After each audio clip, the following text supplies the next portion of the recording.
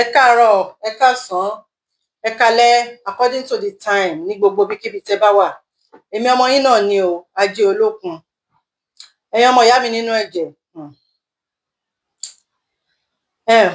Wọ́n ní Yorùbá sọ wípé ó bá gbàlagbà lójú ọ̀nà, ó ní kó yẹ ẹ lọ́gbọ́n. Wọ́n ní ṣé o mọ̀ bóyá òmùgọ̀ ló bá dàgbà ni. Ó bá gbàlagbà lójú ọ̀nà, ó ní kó yẹ ẹ lọ́gbọ́n. Ṣé o mọ̀ bóyá òmùgọ̀ ni àgbàlagbà òun bá dàgbà? Ẹ má bínú. Ṣé o mọ̀ bóyá òmùgọ̀ làgbàlagbà òun bá dàgbà ni? Bẹ́ẹ̀ ni. Yorùbá náà ló tún sọ pé ará ilé ẹni ló máa mọ̀ láwòdì, wèrè lára àta máa mọ̀. Bẹ́ẹ̀ ni. Ọ̀rọ̀ tí mo fẹ́ sọ yìí, ẹ̀yin fámílì former governor yìí, torí Ọlọ́run, ẹ tètè wá nǹkan ṣe sọ́rọ̀ wọn o. Ẹ̀yin fámílì former governor wa, ẹ tètè wá nǹkan ṣe sọ́rọ̀ wọn. Please check on him o. Check on our former governor o, torí Ọlọ́run, ẹ̀yin fámílì former governor wa. Torí ohun tó sọ yìí kò yẹ kó jẹ́ pé ẹnu àgbàlagbà láti máa bá a. Torí ńgbà míì early dementia ó máa ń jẹ́ kéèyàn wí wóróworó, kéèyàn sọ kọ́tànkọ̀tàn ni. Àkàkún Nàìjíríà ni. Ìtẹ́yẹ arúgbó mi tó bá ní dementia, wọ́n máa sọ pé wèrè ni, àjẹ́ ni, kinní kan ṣe kinní kan. Early dementia ńgbà míì ó máa ń jẹ́ kéèyàn máa sọ kọ́tànkọ̀tàn ni, èèyàn onímọ̀ nǹkan tí téèyàn ń ṣe. Ẹ̀yin family former governor wa, check on him o, please. Kán tètè lọ rí doctor. Kán tètè lọ rí doctor ẹ̀gbọ́n torí Ọlọ́run. Former governor wa Fáyọ̀ṣe ni o. Àwọn lọ̀rọ̀ mi dálé lórí o láṣálẹ́ yìí. Bẹ́ẹ̀ ni. Torí Yorùbá sọ pé ọ̀rọ̀ ṣùnùkùn, ojú ṣùnùkùn la fi ń wò. Mo fẹ́ kí ẹ̀yin ọmọ ìyá mi nínú ẹ̀jẹ̀ kẹ́ bá mi fojú ṣùnùkùn wo ohun tí former governor wa sọ o, governor Fáyọ̀ṣe. Bí ó make sense. Bí èmi ni mo kàn exaggerate, bí èmi ni mo kàn rò bẹ́ẹ̀, bí a kò rí nǹkan kan torí Ọlọ́run. Mo fẹ́ kẹ́ bá mi wò. Torí àwọn olóṣèlú wọn ò ní tìjú. Bí tí ń kò mọ olóṣèlú ò ní tìjú kọ́bọ̀. Bẹ́ẹ̀ ni. Olóṣèlú ò ní tìjú rárá.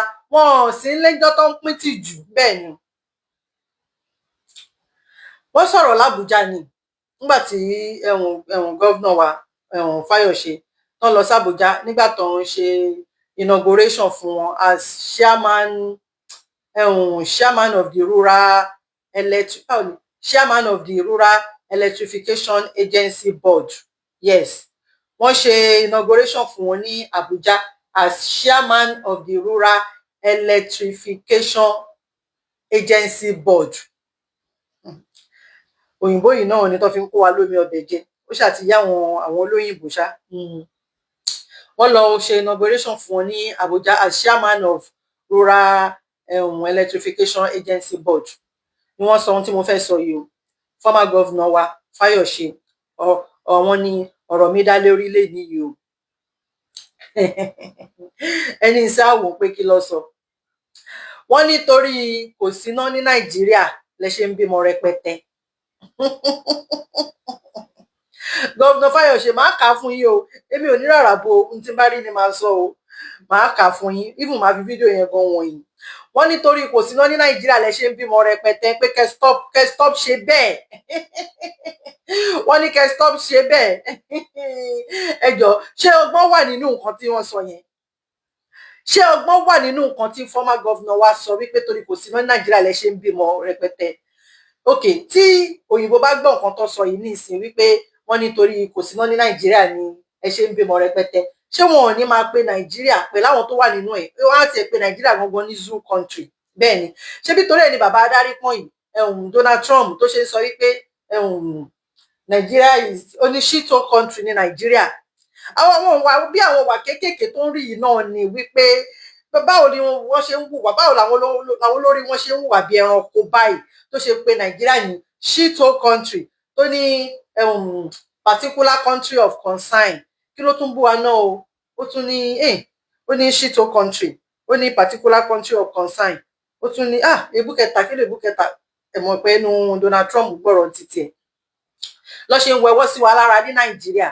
Ṣé wọ́n wá gbọ́ irú eléyìí? Because BBC gbé, Sahara Reporter gbé, Vanguard gbé, gbogbo pépà ló gbé wípé kẹ́ stop láti máa bí ọmọ o wípé torí kò síná ní Nàìjíríà lẹ ṣe ń bímọ rẹpẹtẹ.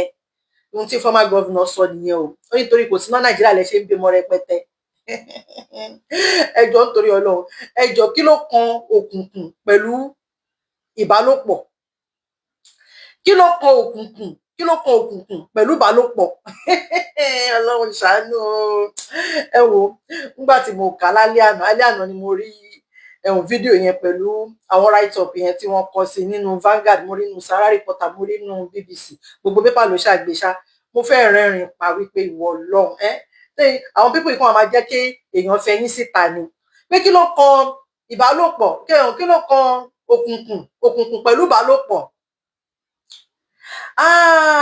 Àbí torí kó lè di ọmọ ni àwọn obìnrin ṣe máa ń sọ pé kọkùnrin paná. Ọ̀rọ̀ burúkú wọn erin. Àbí torí kó lè di ọmọ làwọn obìnrin ṣe máa ń sọ pé kọkùnrin paná. Bóyá torí ẹ̀ ni àwọn tó ń wọ́mọ ṣe máa ń ní kọkùnrin pamọ́. Ẹ̀yin tẹ́ ń wọ́mọ, Ọlọ́run á fún yín lọ́mọ, Ọlọ́run á pèsè ọmọ fún yín, ọkùnrin àbíró, obìnrin àbíyè. Lágbára Ọlọ́run, ọmọ gbogbo wa ló máa yè. Àní fojú sunkún ọmọ, àní mọ̀sárì ọmọ, àní rí ìbànújẹ́ lórí ọmọ. Àbí kí ló kùnkùn pẹ̀lú ìbálòpọ̀ báyìí tí former governor wa Fáyọ̀ṣe ṣe ń sọ wípé torí kò ń síná ní Nàìjíríà lẹ ṣe ń bímọ rẹpẹtẹ pé kẹ́ stop ẹ̀. Kò yé mi o. Wọn ò lè sọ wípé iná tí ò sí ló jẹ́ kí poverty wà ní Nàìjíríà. Wọn ò lè sọ wípé iná tí ò sí, okay, ní torí pé yes, iná tí ò sí kọ́ tiẹ̀ sọ yẹn pé iná tí ò sí ló jẹ́ kí poverty wà Nàìjíríà, because tí iná bá wà ní Nàìjíríà, tailor àṣìṣe á ní owó lọ́wọ́, welder àṣìṣe á ní owó lọ́wọ́, carpenter àṣìṣe á ní owó lọ́wọ́, electrician àṣìṣe á ní owó lọ́wọ́, company àṣìṣe á ní owó lọ́wọ́. Tí iná bá wà ní Nàìjíríà, kó tiẹ̀ jẹ́ pé iná yẹn kan ló stable ní Nàìjíríà 24/7, kí iná wà ní Nàìjíríà, ó máa tàn Nàìjíríà sí dáadáa láàrin ọdún kan ni tí iná bá wà. Wọn ò rí yẹn sọ o. Wọ́n ń sọ wípé iná tí ò sí ló ń jẹ́ kẹ́ máa bímọ ní Nàìjíríà rẹpẹtẹ. Wọ́n fi ọ̀rọ̀ ọmọ Nàìjíríà ṣe ayò ọlọ́pọ́n. Ibi tẹ́mi rí sí nìyẹn. Wọ́n fi ọ̀rọ̀ ọmọ Nàìjíríà, wọ́n fi ń tayò ọlọ́pọ́n. Wọ́n fọ̀rọ̀ yín tayò ọlọ́pọ́n, bẹ́ẹ̀ ni. Wọ́n fi ń cruise. Gbogbo nǹkan ló fi ń cruise ní Nàìjíríà. Gbogbo nǹkan làwọn olórí yín fi ń cruise. Wọn ò tiẹ̀ ka ọ̀rọ̀ Nàìjíríà kún rárá. Bẹ́ẹ̀ ni. À ń wíru, wọ́n ń wíru. Ṣé ohun tá à ń bá wọn sọ nìyẹn?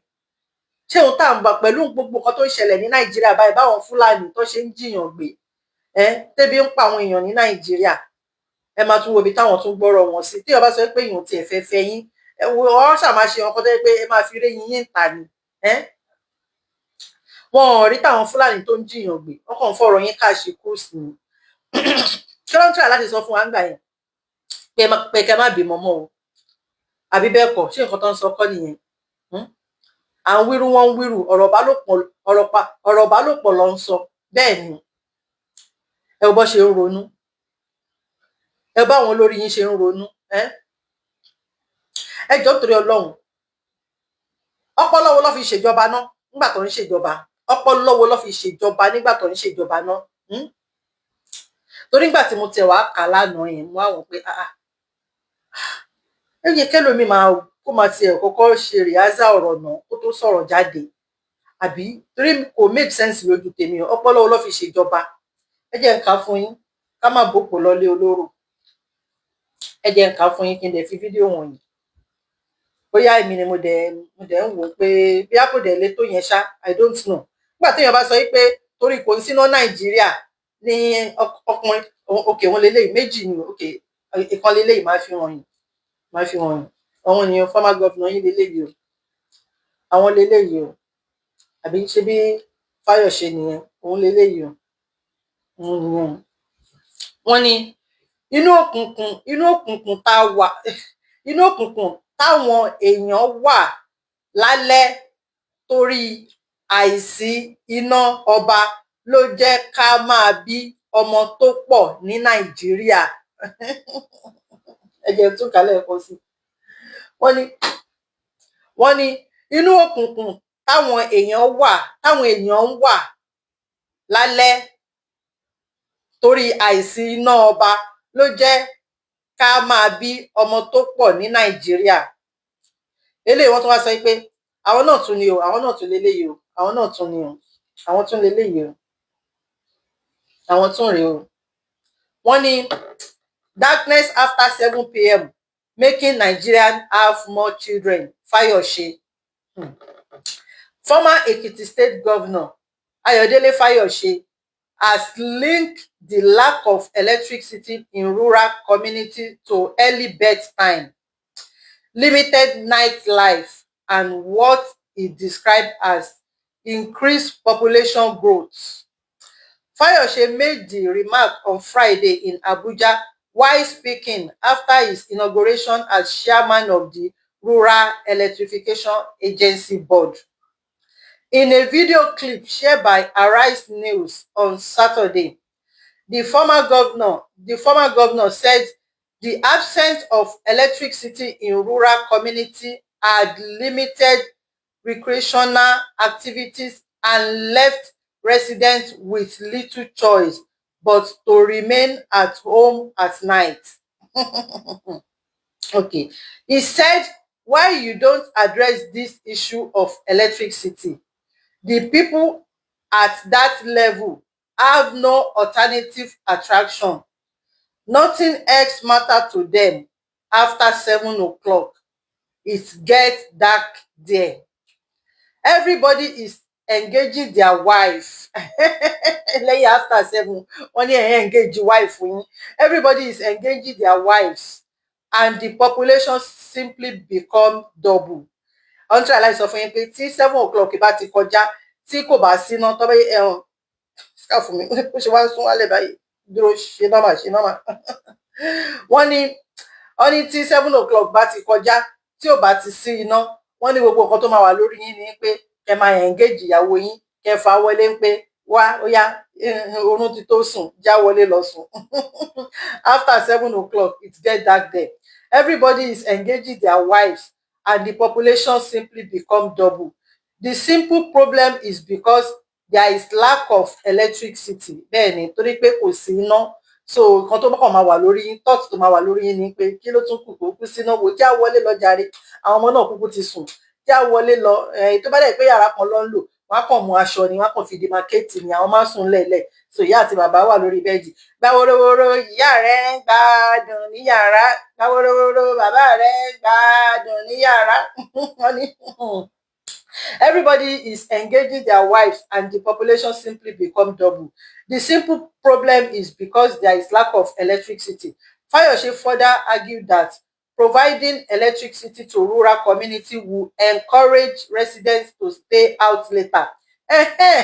Ó ní tí iná bá wà, ó ní táwọn bá fún àwọn èèyàn níná ní rural area yẹn, ó ní ó máa encourage wọn láti má tètè sùn. Wọ́n á wà ń ta, wọ́n á máa ṣe eré òṣùpá, àtọkọ àti ìyàwó máa ṣe eré òṣùpá níta. So kò ní gba ìtàn táwọn máa fi ṣeré òṣùpá tán níta, tó bá fi tayọ ọlọ́pọ́n níta, á ti rẹ̀ wọ́n tó bá wọlé báyìí. Àwọn méjì á kàn wọ bathroom ni wọ́n á wẹ̀, wọ́n á kàn sùn ni, wọ́n máa hanrun ni. Wọ́n tiẹ̀ ní ronú wípé bóyá kí nǹkan kan bẹ́ẹ̀ yẹn kó wá sí wọn lórí. So kò ní jẹ́ kí wọ́n lè bí ọmọ púpọ̀. Ohun tí Fayose sọ nìyẹn bẹ́ẹ̀ ni. Fayose further argued that providing electricity to rural community will encourage residents to stay out later, promote nightlife, and create alternative form of recreation.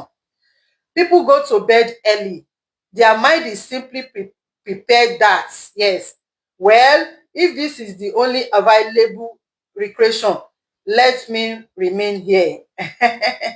But when we address this electricity, there will be nightlife. Ó ní tí àwọn bá fún yín níná, táwọn bá address electricity, tí iná bá ti ń wà ní rural area, pé there will be nightlife, pé ẹ lè máa pẹ́ níta, ẹ máa ṣeré níta, kò ní jẹ́ pé bóyá ẹ máa lọ wọlé níta, ẹ máa lọ wọ ilé láago 7 alẹ́, ẹ máa lọ sùn tí ẹ máa fi máa rò pé kí ló tún kù, ìyàwó mi kúkú rè lẹ́gbẹ̀ẹ́ mi, jẹ́ kí n ó ti yé yín. Wọ́n ní there will be recreation outside your wife, he said. Fayose ló sọ bẹ́ẹ̀. Fayose remark came as he assumed leadership of the REA, Rural Electrification Agency Board. Okay, REA then. Fayose remark came as he assumed leadership of the REA board, which is responsible for advancing the federal government efforts to expand electricity access to underserved and unserved communities across Nigeria. Fayose was sworn in alongside other members of the REA governing board by the Minister of Power, Joseph Tegbe. Also inaugurated were Ahmad, àwọn eléyìí ò tiẹ̀ kàn wá ná. Anyway, nǹkan tí also inaugurated were Ahmad Abubakar and Yasu Makinta. Àwọn eléyìí ò kàn wá, gbogbo àwọn tọ́jọ́ ṣe inauguration fún nìyẹn. Nǹkan tí Fáyọ̀ṣe ṣà ń sọ, okay, ẹ jẹ́ kí n fi fídíò yẹn wọ̀nyí. Fídíò, okay, wọ́n sọ pé watch the video here. Ẹ jẹ́ fi fídíò wọ̀nyí o, kó má dàbí pé èmi nìkan ni. Fídíò tí ẹ jẹ́ n tan eléyìí. Fídíò tí Fáyọ̀ṣe sọ, òun ni mo kà fún yín, but ẹ gbọ́ fídíò ẹ̀ náà. Ẹ gbọ́ nǹkan tó sọ náà nínú fídíò. Ìkankan náà ní connected. Nǹkan tó wà níbẹ̀ náà ni, but ẹ gbọ́, ẹ ṣáà jẹ́ kí n fi fídíò yẹn wọ̀nyí. Issue of electricity, the people at that level. Okay. Issue of electricity, the people at that level have no alternative attraction. Nothing else matters to them after 7 o'clock. It gets dark, everybody is engaging their wives. And the population simply becomes double. The simple problem is because there's lack of electricity. People go to bed early. Their mind is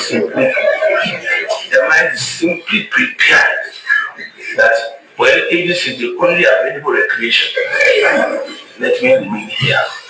But when we address this electricity, there will be a nightlife. There will be recreation outside where your wife, you don't have. Ṣé nǹkan tó sọ náà nìyẹn o? Ó ní tí iná bá wà, ó ní ẹni máa rò wípé ẹni máa tètè sùn láago 7 mọ́, wípé ẹ máa ṣeré, ẹ máa pẹ́ níta, kò ní jẹ́ pé bóyá ẹ̀kan máa kìyàwó yín mọ́lẹ̀ débi tẹ́ máa fi máa bí ọmọ jọ. Ohun tí former governor wa Fáyọ̀ṣe tó sọ nìyẹn o. Bẹ́ẹ̀ ni. Okay, ẹ jẹ́ ká tún wò báyìí. Tí iná bá wà, okay, tí ó sọ pé ọ ní iná máa wà báyìí. Tí iná bá wà, pé iná wà, wọn ò múná lọ. Ṣáwọn méjì ò lè decide pé ó yẹ kí a paná ni, àbí ọ̀rọ̀ àgọ́ lè mírè lè sí o. Ìtìná àìmọye pé ìtìná wà gan pàápàá táwọn méjì bá decide pé ẹ jẹ́ a paná, àfẹ́ rójú ara wa. Àbí báwo ni táwọn méjì bá decide pé okay, ẹ jẹ́ kí n wò inú ìlú tí mo wà yìí. Ọ̀rọ̀ yẹn ò tiẹ̀ make sense torí pé inú ìlú tí mo wà yìí, àwọn Irish máa ń bímọ gan o. Àwọn Irish máa ń bímọ gan o. Irish wọ́n bímọ gan o. Torí pé àwọn Irish máa ń bímọ 4, 5, 6. Bẹ́ẹ̀ ni, 4, 5, 6. Nǹkan tèmi dẹ̀ rò bí nǹkan tó dẹ̀ fà ní wípé tí mo rò tó dẹ̀ tún fà ní wípé ṣe mọ̀ pé àwọn British ló colonize wọn tẹ́lẹ̀tẹ́lẹ̀. So wọ́n jà tó fi kó lábẹ́ British ni. Ìgbà tí wọ́n jà yẹn, ìgbà tí wọ́n jà yẹn ṣá, àwọn ọ̀pọ̀lọpọ̀ Irish wọ́n ti sá lọ, wọ́n ti fọ́n káàkiri gbogbo àgbáyé.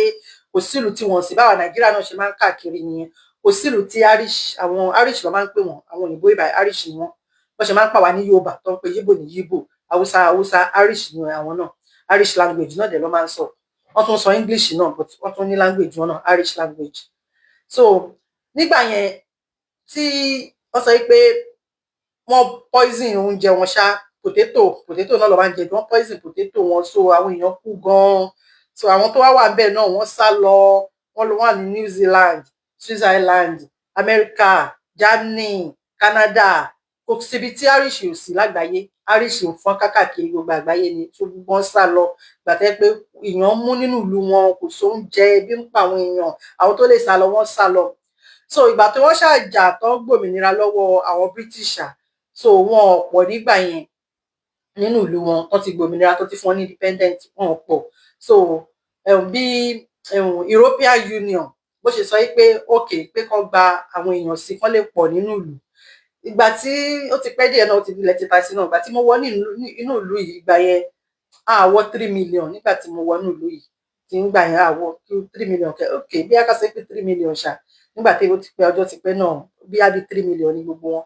So wọ́n ṣáà gba àwọn èèyàn sí, wọ́n gba àwọn èèyàn sí, wọ́n gba àwọn èèyàn rọ́ wọlé. Ìgbà yẹn ló fi sọ pé káwọn èèyàn wá já asylum, àwọn èèyàn wọ́ wọlé, àtẹni tí ogun ò ṣẹlẹ̀ nínú ìlú ẹ̀ náà, gbogbo èèyàn ṣáà rọ́ wọlé nígbà yẹn.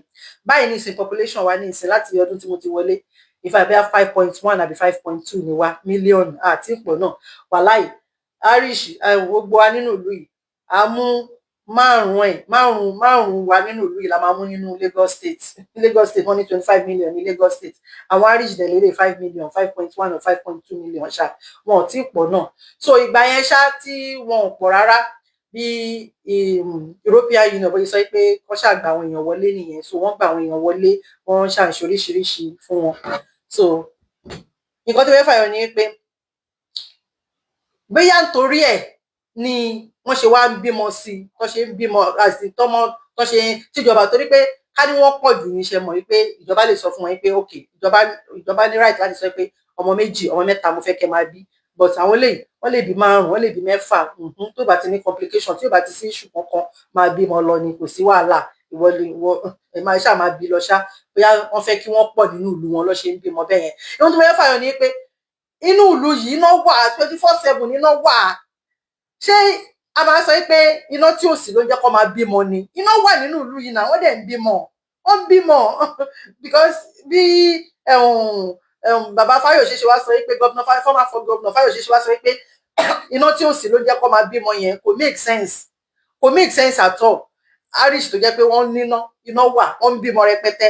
Okay, ṣé ká sọ pé irú Indian, àwọn Indian tó ń bímọ rẹpẹtẹ, ṣé kò sí iná nínú? Okay, ẹ jẹ́ ká tẹ̀ fi India sílẹ̀. Chinese àwọn ṣe ń kó, ṣé wọn ò níná nínú ìlú wọn ló ṣe ń bímọ rẹpẹtẹ ni? Wọ́n níná náà nínú ìlú wọn, because ó jẹ́ kéèyàn máa sọ̀rọ̀ gbà mí pẹ̀lú ọ̀rọ̀ tó mú ọgbọ́n tó mọ́gbọ́n. Ẹ má bínú sà, ẹ kàn ń disgrace àwọn ará Èkìtì ni, ẹ kàn ń disgrace àwọn ará Èkìtì, ẹ má disgrace àwọn ará Èkìtì. Àwọn ará Èkìtì smart gan, àwọn ará Èkìtì tèmi mọ̀, wọ́n smart gan, wọ́n clever, wọ́n brilliant, wọ́n gbọ́n bàjẹ́. Wọ́n náà mọ̀ ò lè gọ̀gọ̀gọ̀gọ̀ káṣọ ẹ̀ kọ́gi kó má lè yọ. Àwọn ará Èkìtì táṣọ wọn bá kọ́gi báyìí ṣẹ̀kẹ̀ṣẹ̀ lọ ti máa yọ. Wọ́n gbọ́n náà, ẹ̀yin náà dẹ̀ gbọ́n. Why? Must still talk bàbá mi. Ẹ máa sọ̀rọ̀ jẹ́ pé táwọn international gan bá gbọ́n máa wò pé nígbà táwọn olórí wọn ti ń ṣe wọ́nranwọ̀nran báyìí, báwo lẹ fẹ́ káwọn ọmọ ìlú náà ṣe máa rí? Ó mọ̀ pé ẹ̀gbọ́n ẹ smart, ó kàn wọ́n kẹ́ sọ̀rọ̀, bóyá ẹ̀rọ ọ̀rọ̀ sọ ni, and ẹ dẹ̀ dákẹ́. Must still talk, kò dẹ̀ ní láti sọ̀rọ̀ tí tẹ bá rí pé ọ̀rọ̀ tẹ fẹ́ sọ kò mọ́ gbọ́n dání wá. Torí ọ̀rọ̀ eléyìí ò mọ́ gbọ́n dání pé torí kò sí iná Nàìjíríà lọ ṣe ń bímọ rẹpẹtẹ. Why? Lóde mo dẹ̀ like yín gan, ọkọ tí mo dẹ̀ ṣe like yín ni pé torí ẹ má bá mi kó fún bọ̀dá olójú yoboro bí ẹ̀pọ̀ ọlọ́mọ kan yẹn tó ṣojú bí ojú kànáà kiri yẹn, Ṣèyí Mákindé, ẹ má bá mi kó fún kóbá torí ẹ mo ṣe like yín. Anyway, I still like you, but ẹ má ṣe bẹ́ẹ̀ mọ̀ ṣá, ẹ má ro ọ̀rọ̀ kẹ́ tó sọ, ṣe ti gbọ́, ẹ má ṣe bẹ́ẹ̀. Torí ó máa ń dùn mí mọ̀ bí ó máa ń dùn ẹlòmíì o. Ó máa ń dùn yàn ibi tó bá yẹ kéèyàn ti bá ibi tá bá bá imí ẹran nídìí èèyàn. Ó máa ń dùn yàn tá bá bá imí ẹran, tèmi bá bá imí ẹran nídìí èèyàn, ó máa ń dùn mí gan. Wọ́n ní ibi tó bá yẹ kéèyàn ti bá ọgbọ́n, téèyàn bá bá òmùgọ̀ ńbẹ̀, ó máa ń dùn èmi ni o. So ẹ má ṣe bẹ́ẹ̀ mọ́, ẹjọ́ torí Ọlọ́run, mo like yín. Ẹ dẹ̀ má gbàgbé, ṣì má bá mi kó kóbá fún bọ̀dá mi, bọ̀dá ilé ọ̀kan yẹn náà. Ẹ lẹ máa ń tàṣírí ẹ̀, ẹ lẹ máa ń jẹ́ ká mọ̀ tó bá kówó jẹ. So ẹ continue, ẹ má sọ bẹ́ẹ̀, má yẹ kó máa bú yín náà. Ẹ rí báwo yẹn ṣe ń fi yín pa ní online ni. Mo like yín gan ju gbogbo yẹn lọ. Torí èmi náà ṣe mọ nǹkan tí mo lè sọ torí mo like yín. Ẹ má sọ bẹ́ẹ̀ mọ́. Anyway, màá advice yín kẹ́ lọ fún holiday torí pé stress náà máa ń fà. Stress lè jẹ́ kéèyàn máa sọ̀sọ́kùsọ ń gbà mí. Ẹ lọ fún holiday, ṣe ti gbọ́. I need the rest. Ẹ lọ fún medical check up. Ní kúkú gbà kékeré kí sẹ́yìn tó kọ́ hospital gidi kan sí Nàìjíríà nínú yín náà. Gbogbo yín pátápátá náà borí ń fọ yín báyìí lóyìnbó lẹ́ ń lọ. Ẹ kàn fìyà jẹ wọ́n ní Nàìjíríà ni, kò dá bẹ́ẹ̀. Ẹ̀yin gan gbà tẹ́ ń ṣe governor, hospital mélòó lẹ kọ́ gidi sí state tẹ́ ti ṣe governor lé lórí? Ìlú òyìnbó, ẹ ṣáà lọ sí ìlú òyìnbó torí àfẹ́ kó ẹlẹ́ṣẹ̀ bí kò ṣe pé kó ronú pìwàdà. Gbogbo àní kú báyà máa pẹ́ láyé, ojú wo ní rí bí. Ẹ need the rest. Ẹ lọ sí ìlú òyìnbó, kẹ́ lọ fún medical check up, ṣe gbọ́. Wọ́n má jẹ́ stress ló ń fà tẹ́ fi ń sọ gbogbo nǹkan tẹ́ ń sọ yẹn. Mo like yín, I still like you anyway. So ìyẹn lọ bẹ́ẹ̀. Bàbá mi Governor Fáyọ̀ṣe, so ìyẹn lọ bẹ́ẹ̀. Ẹ̀yin ọmọ ìyá mi nínú ẹ̀jẹ̀, Ọlọ́run máa ṣàánú mi. Mo fẹ́ fi bàbá kan wọ̀nyí ni wọ́n ń pè ní ààrẹ ìṣọ̀kan Yorùbá. Bàbá yẹn wọ́n ń pè wọ́n ní ààrẹ ìṣọ̀kan Yorùbá. Wọ́n ń pè bàbá yẹn ní ààrẹ ìṣọ̀kan Yorùbá ló ń pè wọ́n. Yorùbá sọ pé téèyàn ò bá lè parí ìjà kò yẹ kéèyàn máa dá sí ohun tí Yorùbá sọ nìyẹn. Pé téèyàn ò bá lè parí ìjà kò yẹ kéèyàn máa dá sí. Ìgbà tí eṣinṣin ń jẹ egbò kò sẹ́ni tó rí o. Elégbò wa ń jẹ eṣinṣin báyìí nísìn, ariwo wa ta. Bàbá kan tó lóun ààrẹ ìṣọ̀kan Yorùbá, àwọn ló ń fẹ̀ fún lórí íńtánẹ́ẹ̀tì bíi màálù tó gbọ́bẹ sí lọ́rùn. Màá fi fídíò yẹn wọ̀nyí. Ó ń fẹ́ ìfún lórí íńtánẹ́ẹ̀tì ní bíi màálù tó gbọ́bẹ sí lọ́rùn. Bẹ́ẹ̀ ni. Wọ́n ń gbèjà ààrẹ Aríkúyẹrí of our time. Ààrẹ ceremonial ló ń gbèjà o. Bẹ́ẹ̀ ni. Àìmọye ọ̀rọ̀ dẹni ààrẹ Aríkúyẹrí of our time tó ti sọ Chief Sunday Adéníyì Adéyẹmọ Ìgbòho Òòṣà o, tí Chief Sunday ò fi ìgbà kan báyìí wọ́n fi dá lóhùn. Wọn ò fi dá lóhùn. Àwọn ọmọ ẹ̀ náà ń sọ̀rọ̀ sí Chief Sunday Adéníyì Adéyẹmọ Ìgbòho Òòṣà o. Sunday Eworo, fẹnu wúgéètì, fẹnu gágéètì, ọkọlà, Sunday Kútọnu, kinní kan ṣe kinní kan, fẹnu gba nation, gbogbo èébú tó ń bu wọn pélépè. Bẹ́ẹ̀ ni, Chief Sunday Igboho fìjọ kan báyìí kó fi dá ààrẹ Aríkúyẹrí of our time. Chief Sunday Igboho fi ìjọ kan dá lóhùn tí bàbá tó pẹrẹ ní ìṣọ̀kan lọ́pẹ́ ààrẹ ìṣọ̀kan Yorùbá tó pera wọn ní ààrẹ ìṣọ̀kan Yorùbá yìí tó wá ń fẹ̀ fún lórí íńtánẹ́ẹ̀tì bíi màálù tó gbọ́bẹ sí lọ́rùn yìí. Bẹ́ẹ̀ ni. Èmi dẹ̀ mọ̀ yìí pé wọ́n ní bí náà tán láṣọ ẹ̀jẹ̀ ò kì í tán lẹ́ẹ̀kan. Ìlara náà ló ṣì ń bá wọn jà. Wọ́n rí àṣeyọrí tí Chief Sunday Igboho tó ń ṣe lẹ́nu ọjọ́ mẹ́ta yìí, ìyẹn ló ṣì ń ta wọ́n lára. Bẹ́ẹ̀ ni. Ìyẹn ló ń ta wọ́n lára tí bàbá ìṣọ̀kan, bàbá ààrẹ ìṣọ̀kan Yorùbá yìí tó ṣe ń pariwo síta báyìí. Tó ń pariwo síta báyìí bí ẹni tó ń nà lẹ́gba. Ọ̀n rí bàbá Karo White tó ń bú Chief Sunday Igboho ní Sunday Eworo. Wọn ò rí yẹn control wípé kó dákẹ́ o. Àbí wọn ò rí control o. Why tẹ́ ṣe ń wà bàyàsì báyìí ẹ̀yin bàbá yìí? Kí ló dé tẹ́ àbòsí ṣe bá tilé ayé yìí jẹ́ báyìí? Ẹ ti jẹ dòdò, ẹ lè so dòdò mọ́. Wọ́n ní tẹ́nu bá jẹ ojú àti. Kí ló dé ṣe ń wà bàyàsì báyìí? Ṣé ẹ sí láyé ni nígbà tí bí ààrẹ ṣe ní Chief Sunday Adéníyì Adéyẹmọ Ìgbòho Òòṣà ló pa Bọ́lá Ìgè? Ẹ sí láyé ni bàbá ààrẹ ìṣọ̀kan Yorùbá?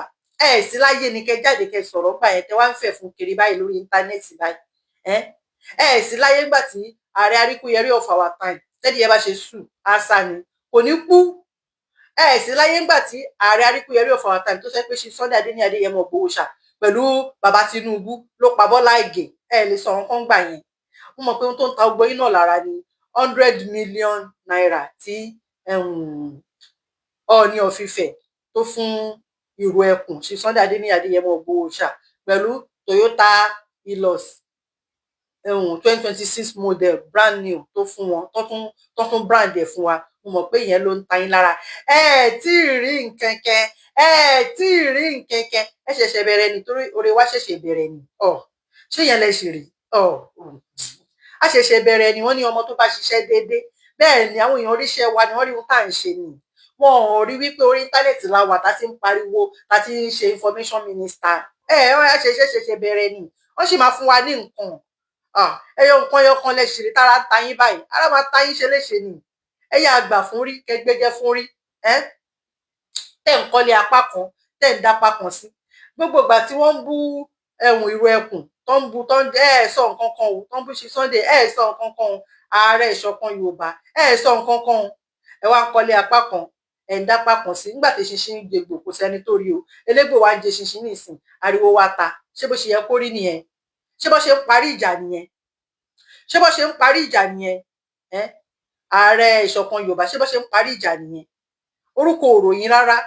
Ààrẹ dagboru ni, ààrẹ dànkan rú ni, ààrẹ kọ́lé apá kan dápá kan sí ni. Ẹ ń ṣe ààrẹ ìṣọ̀kan Yorùbá rárá.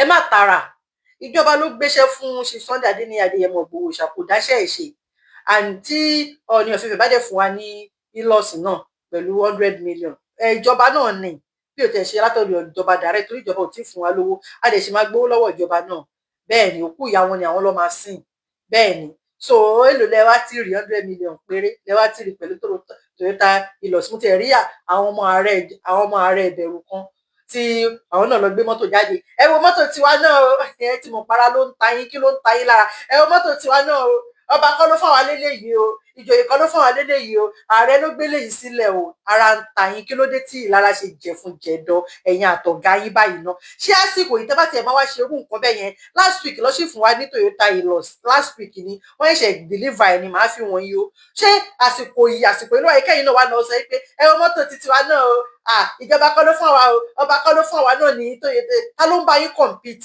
bá yín compete ẹ̀yin tígbà ti lọ lórí yìí ta ló bá yín compete ṣé gbà yìí ni tiẹ̀ wá sí lára yìí bò rárá ẹ sì jẹ́ káwọn èèyàn mọ̀ pé ara ń ta yín tẹ́yìn bá wùwà rẹ̀ ṣé wọn ò ní fẹ́yìn náà ní 100 million pẹ̀lú Toyota Hilux ni tàbí ṣọ́ sọ fún yín pé ọ̀gá yín náà ò fẹ́ rú ẹ̀ ní tẹ́wọ́n sọ pé ààrẹ náà wá gbé mọ́tò lẹ̀ fún wọn ààrẹ ló gbé mọ́tò ilé yìí sílẹ̀ fún wa o ọba kọ́ ló ń ta ní nǹkan rẹ̀ òun ṣé tó bá gbé Toyota Hilux pẹ̀lú 100 million fún ọ̀gá yín náà ṣọ́gá yín ò ní ìgbà ni wọ́n ní àǹjú wọn ò ṣe é wí lẹ́jọ́ ìjà lára òtán bọ̀rọ̀ ṣẹ́rẹ́ tó bá ní lára kò sí ní wọn ò lè pamọ́ wọ́n máa wùwà yẹn nítorí pé ẹ̀jẹ̀ ló wà wọn ò dẹ̀ nímọ̀ pé ayé rí wípé ìlara ló ń ṣe àwọn torí pé ìlara yẹn ti kó sí ọpọlọ wọn ó ti tàn ọpọlọ wọn upside down so wọn ò ní lè fi pamọ́ mọ́ àjẹ́nìlára igbákejì àjẹ́nìlára ẹni tó bá nílára ó lè pààyàn tẹ́ ẹ bá ní ọ̀rẹ́ tó bá nílára yín tó bá lára yín ẹ má fún ní second chance ẹ sá fún ni torí pé onílára lè pààyàn bẹ́ẹ̀ ni onílára ó lè pa èèyàn kí ló dé ẹ ṣe wá ń gbóná báyìí ṣe ń gbóná rẹ ẹ ṣe ń lára báyìí ẹ tí rí nǹkan kan ṣe rí eré ayọ̀ wá ṣẹ̀ṣẹ̀ bẹ̀rẹ̀ ni eré ayọ̀ wá ṣẹ̀ṣẹ̀ bẹ̀rẹ̀ ni kí ló dé ọ̀tẹ̀ ló máa pa yín àtẹ̀yìn àtọ̀gá yín ọ̀tẹ̀ ló máa tẹ̀yìn rì bẹ́ẹ̀ ni ó máa tẹ̀yìn rì wómúwómú ni kí ló dé ẹ rí bí Mr. Dauda bó ṣe ń búrú ẹkùn ni tó ń ṣépè tó ń ṣe gbogbo ẹ ni ẹ̀yin wá ń sọ wípé wá tẹ̀ wá ń dárúkọ bàbá Èkìtì ẹ máa fi wọn yin bàbá Èkìtì má bú kí ló ń pè má bú Gani mọ́ ẹ bú bàbá Èkìtì kí bàbá Èkìtì tó dáhùn kó tó máa bú wọn mọ gbogbo àwọn tí wọ́n ti ń bú Sunday Igboho tó ti ń bú ẹkùn kó tó ní pé bàbá Èkìtì ò bú yín ó ń fún yín lésì ọ̀rọ̀ nǹkan tẹ́ ti ṣe ni ló ń fún yín lésì bàbá Èkìtì ò bú yín kò dẹ̀ ṣe pé ṣe Sunday Igboho ló rán ẹnì bọ́dì pé tí Sunday Igboho ti ráyè bí mo ṣe wà ṣe Sunday òfin jọ́kan pè mí rí pé Ajé Olókun má bá mi búyàn mo dẹ̀ mọ̀ pé ṣe Sunday Igboho lè sọ sẹ́nì bọ́dì náà bẹ́ẹ̀ wọ́n lè sọ bàbá Èkìtì náà pé má bá mi búyàn bẹ́ẹ̀ ni ńgbà tẹ́tí mọ iye ọdún tẹ́tí ń bú ṣe Sunday Igboho ni so bàbá Èkìtì ò bú yín ihun tẹ ebú tẹ bú ló ń reply yín bẹ́ẹ̀ ni ihun tẹ ṣe sílẹ̀ ló ń dá padà kò bú yín rárá tí màá yẹn wá ń pe ẹ̀rùn tó ń fẹ̀ fún bíi màálù tó fẹ̀bẹ̀ sí lọ́rùn tó dárúkọ bàbá Èkìtì mọ̀ pé bàbá Èkìtì náà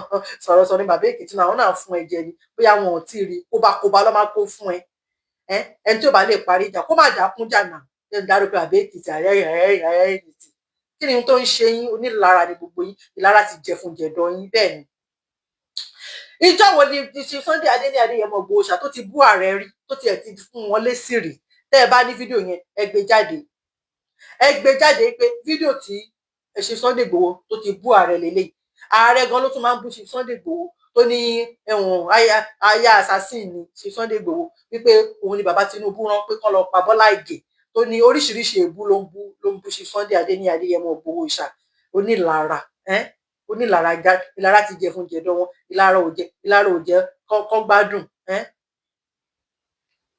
ẹ gbé jáde ibi tí ṣe Sunday Igboho tó bá ti bú ọ̀gá yín rí ẹ wá gbọ́ bàbá ò tí bàbá sọ ẹ jẹ́ fi bàbá yẹn wọ̀n ni ẹ wá gbọ́ ọ àbò onílára yìí. ó ṣàpàpàdà ààrẹ orílẹ̀-èdè gbogbo àwọn tó sọ̀rọ̀ sí lánàá dà lẹ́ni kò sí nǹkan tó rí ṣe sí náà. kí ló dé? ó ṣàpàpàdà ààrẹ orílẹ̀-èdè gbogbo àwọn tó sọ̀rọ̀ sí lánàá dà lẹ́ni kò sí nǹkan tó rí ṣe sí náà. ó ní kálukú kó lọ sọ agbẹgẹ ọwọ́ kó lọ sọ agbẹgẹ mọ́wọ́ gbogbo àwọn tó súnmọ́ olóyè Sunday Adéyẹmọ Ìgbòho Òòṣà ẹ pé bàbá Èkìtì kó jáwọ́ lọ́rọ̀ bá Gani Adams kó wá program mi ṣe nǹkan pọ̀ lẹ́ Yorùbá tó yẹ kó mójútó.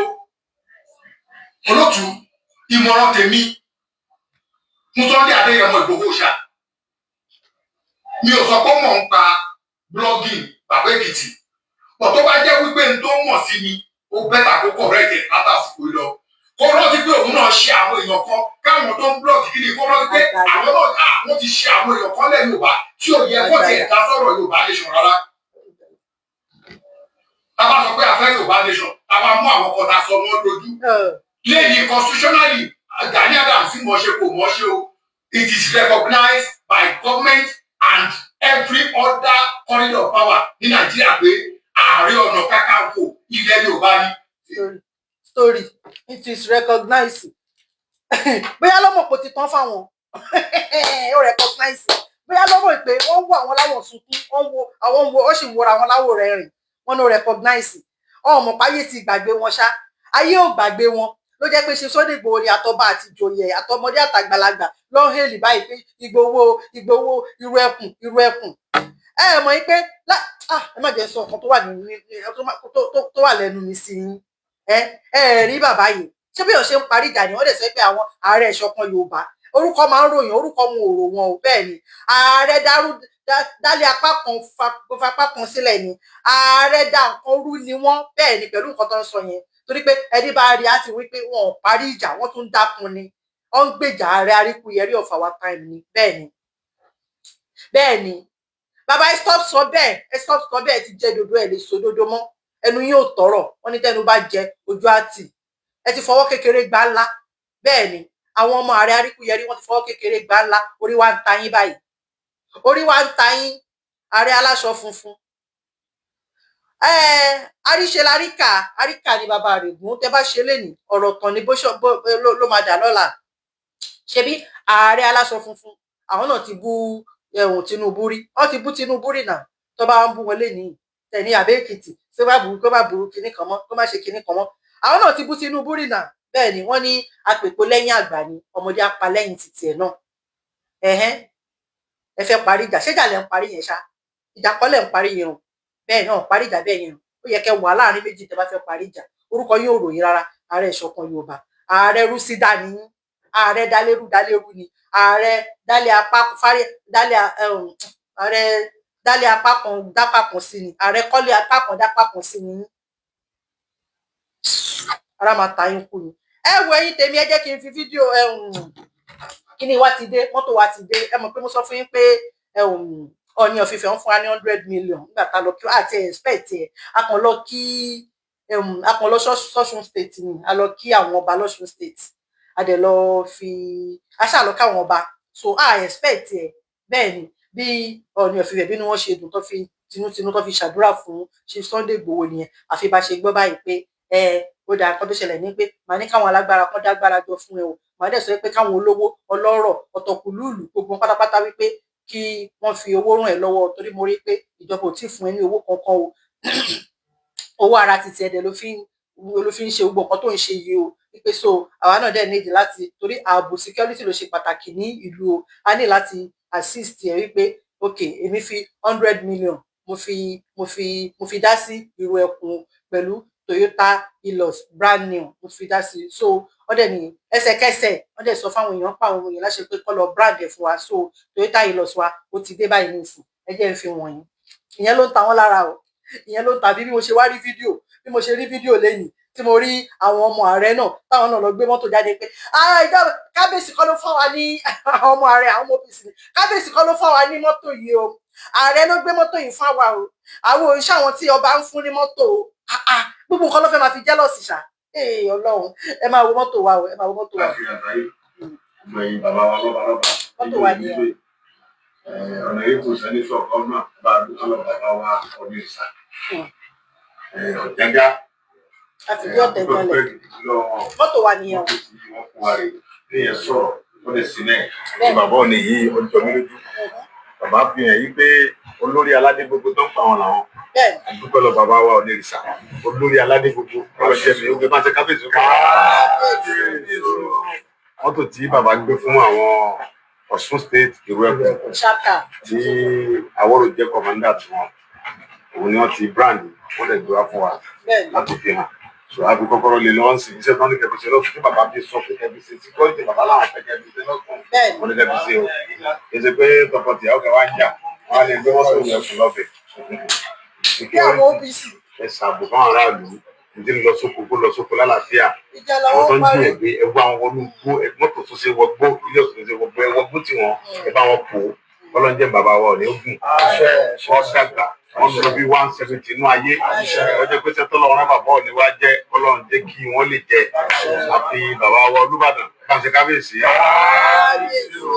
olúmọ ti orílẹ̀ gbọ́ kábíyèsí bàbá wa Àwùjalẹ̀ kábíyèsí wa Aláké kábíyèsí bàbá wa Ajérò kábíyèsí ti Èkìtì kábíyèsí ti Olúkò títí ìlú Èkìtì kábíyèsí Oníkòyí kábíyèsí Òsímọ̀wé gbogbo ọba kábíyèsí ọlọ́wọ́ àti gbogbo ọba pátápátá orílẹ̀ kẹta kábíyèsí gbogbo ọba tí ń bẹ nílẹ̀ Yorùbá bàbá wa Aláàfin Ọ̀yọ́ àwọn dúpẹ́ lọ bàbá wa Onírìṣà Ọlọ́run jẹ́ mi bàbá òní kún dáadáa Ọlọ́run jẹ́ kí wọ́n pẹ́ fún wa bàbá sí bẹ́bẹ́ o yàtọ̀ fún chẹ́ẹ̀kì owó bí 100 million bàbá tó wá gbé mọ́tò lẹ̀ Ọlọ́run nípa bàbá wa ní àwọn rẹ̀ adúpẹ́ o gbogbo ọmọ Yorùbá ń dúpẹ́ lọ́wọ́ yín o wọ́n tẹ̀ ń torí ẹ̀ sí òní bàjẹ́ ẹni wájú Ọlọ́run ti ṣe bàbá òní Ọlọ́run ní dá yín padà sẹ́yìn àwọn yóò ní wọ́ọ̀kù láéláé dúpẹ́ o àwọn òní dáàmú o ọmọ pọ̀ sí ni o ẹ̀jẹ̀ ṣe dáadáa lọ́sọ̀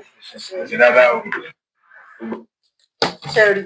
ẹ̀rí mọ́tò wa bó ṣe ṣá prápra wọ́n ti brand mọ́tò wa ẹni bó ṣe ṣá prápra mọ́tò òru ẹkùn nìyẹn tí Ọọ̀ni of Ifẹ̀ tó fún wa ṣásìkò yìí ló wá yẹ káwọn náà kó wá gbé bí ìfẹ́ play ẹni o mo ní fídíò yẹn lọ́wọ́ o torí mo kàn tiẹ̀ wò ó pé ọ̀hún tiẹ̀ jẹ́ kó pẹ́ síra wọn ọ̀hún tiẹ̀ fi lára yìí sílẹ̀ àwọn náà wá gbé wọn wà nídìí mọ́tò pé ẹ wo kábíyèsí kọ́ ló fún wa ní mọ́tò yìí o ọ̀gá wa ló fún wa ní mọ́tò yìí o wọ́n ti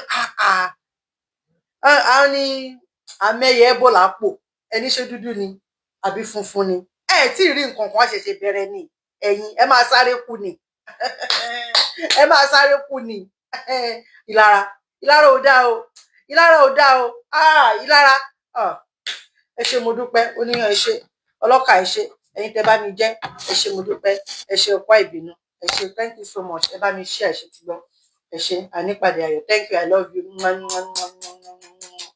jẹun pàrọ̀ ẹ ṣé gan thank you.